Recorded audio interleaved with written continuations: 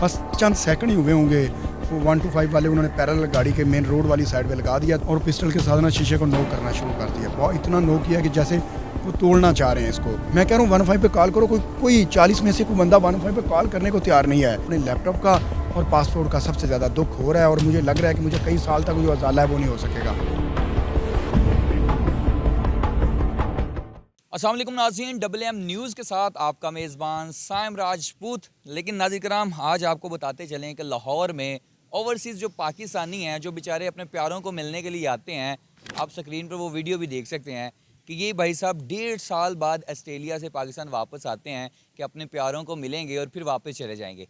लेकिन नाज़रीन कराम, इन्हीं को दिन दिहाड़े जो हैं वो डाकू जो हैं वो लूट लेते हैं। और आप वो स्क्रीन पे फुटेजेस देख सकते हैं कि 3 बंदे कैसे आते हैं, कैसे इनसे बैग लेते हैं, क्या क्या चीज़ें लेके गए हैं, क्या नुकसान हुआ। सोशल मीडिया पे वो वीडियो बहुत वायरल है। आज वो हमारे साथ मौजूद हैं, उनसे बात करते हैं, बाकी की तफसीलात आप तक रखते हैं। अस्सलाम वालेकुम सर, कैसे हैं आप? मैं ठीक हूँ और thank you very much for being here. कितने टाइम बाद आप पाकिस्तान आए? तकरीबन 1 साल और 5 मंथ के करीब, जैसे आपने 1.5 साल का है तो ऑलमोस्ट 1.5 साल ही था। 1.5 साल बाद हाँ आने की वजह या अपने वैसे घर वालों को मिलने के लिए? हाँ, जनरली जैसे आप आते हैं और चंद वीक्स की छुट्टियां लेके आते हैं और फिर उसका मैं तो फैमिली विजिट पे आया था। जी सर, आपको पता है आपकी जो वीडियो है डिकेटी करते हुए जो वो वीडियो कर रहे हैं, जो सीसीटीवी है वो बड़ी वायरल हो चुकी है, बहुत सारी वायरल हुई है। क्या सारा मामला हुआ कैसे, कहाँ से आप चले और ये सारा मामला कहाँ पे आकर रुका? देखें, मेरे अंकल थे जना हॉस्पिटल में एडमिट हो, उसको उनको 1 रात पहले मैंने डिस्चार्ज करवाया तो मैंने मेडिसिन लेनी एडवाइस करवानी थी सीनियर डॉक्टर से। तो अगले दिन मैंने सुबह का टाइम हुआ 10 बजे मैंने वो एडवाइस करवाई और जना हॉस्पिटल के सामने मैंने मेडिसिन ली। दैन सोचा कि नाश्ता कर लिया जाए लाहौर का ना। तो टाउनशिप मार्केट में नाश्ते पे हम पहुँचे हैं। तो उसके बाद अभी ब्रेक लगाई है तो वेटर लेके आया मेन्यू और उसी दौरान जब वो आया तो बस चंद सेकंड ही हुए होंगे, वो 125 वाले उन्होंने पैरेलल गाड़ी के मेन रोड वाली साइड पे लगा दिया। 2 उतरे हैं, एक लेफ़्ट साइड पे और एक ड्राइवर साइड पे। दोनों ने पिस्टल निकाले हैं और वो इशारे करना शुरू कर दिए हैं, नीचे करो नीचे करो, यानी शीशा नीचे करो। तो उस दौरान एक तो अचानक से हमें तो मतलब हो क्या गया हमारे साथ। फिर खैर वो जब चंद सेकंड गुजरे उन्होंने और तेज़ी के साथ बोलना शुरू किया और पिस्टल के साथ ना शीशे को नॉक करना शुरू कर दिया। बहुत इतना नॉक किया कि जैसे वो तोड़ना चाह रहे हैं इसको। फिर हमने शीशा नीचे डाउन कर दिया तो हमने उनको बोला अपना क्या लेते हैं, नॉर्मल मोबाइल वगैरह लेते हैं। मोबाइल तो हमने पकड़ा दिए। इस तरह का एक और था। फिर वो हमसे कैश की डिमांड कर रहे हैं। कैश तो नहीं, मतलब कैश कौन सी कैश, कैसी मतलब कैश और इतनी थी भी नहीं। चंद एक मेरे वो बैग में ऑस्ट्रेलियन करेंसी और इस तरह थी। मगर किसी की नज़र बैग पे पड़ती है, पीछे पड़ा हुआ है। अब वो ऐसे हाथ लंबा करके वैसे जल्दी से बैग निकाल लेता है। अब वो शायद उनके काम का ना हो लेकिन मेरे बहुत काम का था, क्योंकि बात ये है कि वो एक बंदा आगे फ्रंट सीट पे भी बैठ जाता है आपके साथ। वो दूसरी साइड पे आता है तो ऐसे डाउन होके ना जैसे वो चीज़ें पकड़ता, तो वीडियो में शायद ऐसे लग रहा होगा कि अंदर गाड़ी में बैठा नहीं है, सिर्फ बाहर ही रहे हैं, खड़े रहे हैं। लेकिन शीशा डाउन करके और गेट मतलब वैसे उन्होंने जो जो कोशिश की उनके हाथ में आया उन्होंने वो पकड़ लिया है। इस सारे मामले में जो आपका बैग गया, आप कहते हैं बहुत इंपॉर्टेंट है वो बैग, नजर वो इनके लिए बहुत इंपॉर्टेंट है, शायद उनके लिए ना हो। कागजात जो होते हैं ना वो बहुत इंपॉर्टेंट है और पाकिस्तान में बहुत जलालत होती है उनको बनवाने के लिए। सर, इस सारे सिनेरियो में कितना को आपका जो है वो नुकसान हो चुका है? हाँ, नुकसान अगर आप मालियत पूछें तो शायद 2.5-3 लाख ही बनेगा। लेकिन वो जो डॉक्यूमेंट थे वो मालियत से शायद करोड़ों से भी ज़्यादा महंगे हो सकते हैं। क्योंकि एक तो सबसे पहले तो पासपोर्ट था, पहला जो मेरा एक्सपायर हुआ था उसमें मेरे कई वीज़े लगे हुए थे। उसमें पाकिस्तान एंट्री एग्ज़िट की स्टैंप लगी हुई थी। फिर उसके बाद जो नया मैंने रिन्यूअल करवाया था पिछले साल, वो था, उस पर मेरा वीज़ा लगा हुआ था। और फिर कार्ड की अगर हम बात करें, ऑस्ट्रेलिया के मुख्तलिफ बैंक्स की कार्ड थी, मेरी यूनिवर्सिटी के डॉक्यूमेंट थे और बाकी तकरीबन लाहौर चैम्बर ऑफ कॉमर्स का मेरा एक कार्ड था। एक दो कुछ और थे। इसके अलावा लैपटॉप जो सबसे ज़्यादा कीमती था, क्योंकि उसमें जितना आप लाइफ का एक पर्सनल डॉक्यूमेंट होता है, हमने अपना डाटा रखा होता है, वो सारा उसमें था। ऑस्ट्रेलिया की मेरी तकरीबन यहाँ से वापस जाके पीएचडी मैंने शुरू करनी थी। पीएचडी का तकरीबन काम मुकम्मल हो चुका था। मेरा पूरा थीसिस था, मतलब प्रोफेसर से मेरी कम्युनिकेशन थी, उसका डाटा ईमेल का पड़ा हुआ था। फिर मेरी एजुकेशनल डिग्री थी वो मैंने स्कैन करके रखी हुई थी। फिर ऑस्ट्रेलिया की पीआर या इमिग्रेशन लेने के लिए आपको अपनी जो पहली डिग्री होती है उसकी स्किल असेसमेंट करवानी पड़ती है और पॉजिटिव स्किल असेसमेंट वो लकी होता है जिसकी आ जाती है। और अल्हम्दुलिल्लाह मेरी एक्सपीरियंस के साथ वो आई थी, वो मेरे डॉक्यूमेंट पड़े हुए थे।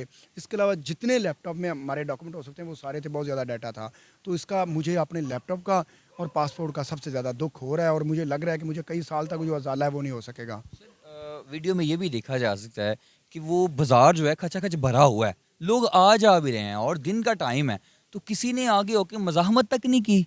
हाँ, ये आपने बात बिल्कुल दुरुस्त कही है और ये टाइम तकरीबन 11:30 से 11:40 के दरमियान का हफ्ते की सुबह की बात मैं कर रहा हूँ, 26 अक्टूबर की बात है।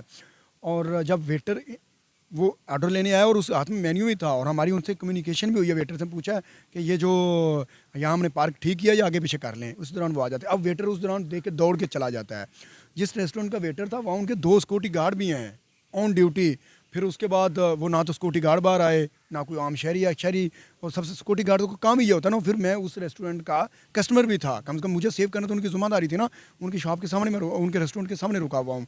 फिर इसके अलावा तकरीबन 2.5-3 मिनट या 3.5 मिनट तो इस वारदात को लगे हैं। वो ना तो उन साहिबान ने या रेस्टोरेंट स्टाफ ने या सिक्योरिटी गार्ड ने, किसी ने 115 पे भी कॉल नहीं की, किसी ने मज़ामत करने की कोशिश नहीं की, किसी ने उनको डराने या धमकाने या किसी कोई और तरीका होता था दूर से कुछ चीज़ फेंक के मार के या हम कर सकते थे, कुछ भी नहीं था। बल्कि दूर मुझे पता चला लोग उनकी वीडियो बना रहे थे दूर दूर से। और सर इससे ज़्यादा शॉकिंग बात यह है कि जब वो चले गए फिर इतने आए 40-50 लोग गिरते उन्होंने क्या हुआ क्या हुआ क्या हुआ, जैसे आम सोसाइटी में पूछते हैं वो भी ये पूछ रहे हैं। मैं कह रहा हूँ 15 पे कॉल करो, कोई 40 में से कोई बंदा 15 पे कॉल करने को तैयार नहीं है। वह पूछ रहे हैं और उनको लगा शायद 15 पे हमारा नंबर चला जाएगा तो क्या हो जाएगा या क़यामत आ जाएगी। और फिर वो सामने वो बैग वाला कोई भाई फेस से तो कोई पठान लग रहा था बच्चा, उसकी मेहरबानी उसने वो छोटा बटनों वाला अपना नंबर दिया और उसने कहा कॉल करें। मैंने उसके नंबर पर काफ़ी दफ़ा पुलिस की मुझे बैक कॉल भी आई, वो कॉल पे मैंने 15 पे मैंने कॉल की, लेकिन कॉल के दौरान तकरीबन को 10-15 मिनट तो गुजर चुके होंगे। कोई पंजाब पुलिस के किसी वर्कर ने आपको अभी कॉल की हो दोबारा, किसी आला हकाम ने की हो कि सर ओवरसीज़ पाकिस्तानी है, आपके साथ ये हरकत हो गई है, तो हम ये जल्द से जल्द इसको रिकवर करके आपको देते हैं, किसी की कोई कॉल आई हो? अच्छा, जो फर्स्ट डे था जिस दिन वारदात हुई उस दिन कम्युनिकेशन मेरी पुलिस स्टेशन से भी रही है, सीआई से भी मुझे कॉल आई थी, मगर उसके बाद रिज़ल्ट है वो ज़रूर तकरीबन आज अगर मैं जिस दिन वीडियो रिकॉर्ड हो या बुध की बात हम कर रहे हैं तो 5 दिन हो चुके हैं, कुछ भी नहीं हुआ। इवन सीआई ने मुझे बुलाया, उन्होंने मेरे से तहकीक कर ली क्या हुआ कैसे है। उन्होंने अपना ना तो रिज़ल्ट बताया, ना उन्होंने ये बताया कि वो क्या ये इसको बाजियाब या मेरे डॉक्यूमेंट वापस दिलवा सकेंगे या नहीं, या क्या मदद करेंगे, कैसे काम करेंगे। ऐसे ही पुलिस का है, पुलिस ने भी आज तक अभी तक कुछ नहीं किया, कुछ भी अपडेट नहीं है। हमारे चैनल के थ्रू हम आपके पास आए हैं आपकी आवाज़ बनने के लिए। आईजी पंजाब साहब, वज़ीर आला जो हमारी मरीम नवाज़ साहब हैं, आप कोई गुजारिश करना चाहते हो तो प्लीज़। देखें मेरी उनसे रिक्वेस्ट यही है कि सबसे पहले 2 चीज़ें हैं। एक तो मेरे डॉक्यूमेंट हैं और वो किसी के काम के नहीं हैं, ज़रूरी हैं। मेरा लैपटॉप है, मेरा डाटा है, वो आ जाएगा, मैं वापस चला जाऊँगा। मतलब एक इंटरनेशनली हम पाकिस्तानी जो दूसरे ममालिक में पाकिस्तान का ही फेस होते हैं, तो अगर वहाँ जाके और मुझे इस दौरान दूसरी बात जो आपने बात की पुलिस के मुतलका हकाम से, तो उनको यही है कि भाई अगर आप नहीं पकड़ोगे तो चलो मेरा तो वक्त गुजर जाएगा, मैं तो वापस चला जाऊँगा, कुछ ना कुछ हो जाएगा। इसी तरह ये करते रहे तो फिर तो लियारी बन जाएगा, ये कराची बन जाएगा, उसी तरीका होता होता रहेगा। तो फिर ये अवाम तो सेव नहीं रहेगी ना, तो आप लोगों की नौकरियाँ भी सेव नहीं रहेंगी। तो इसीलिए खुदा ने अगर आप लोगों को कोई ओहदा दिया तो आप लोगों की ज़िम्मेदारी बनती है और अवाम को तोहफ़्फ़ुज़ फ़राहम करना जो पुलिस का या मुतलका जो अदारे हैं उनकी ज़िम्मेदारी है। तो वो माज़रत के साथ वो अपनी ज़िम्मेदारी पूरी नहीं कर रहे। Thank you so much sir, लेकिन हम बड़े शर्मिंदा हैं, एक कौम के हिस्से से बड़ी शर्मिंदगी हो रही है कि ऐसी भी हरकत हो सकती है। नाज़रीन किराम, आपसे गुजारिश की जाती है कि इस काम को सवाब समझ के इस वीडियो को शेयर करें ताकि शायद किसी न किसी बंदे को वो बैग मिले तो शायद इनको वापस लौटा दिया जाए। अपना ख्याल रखें, अपने मेज़बान को इजाज़त दें। अल्लाह हाफ़िज़।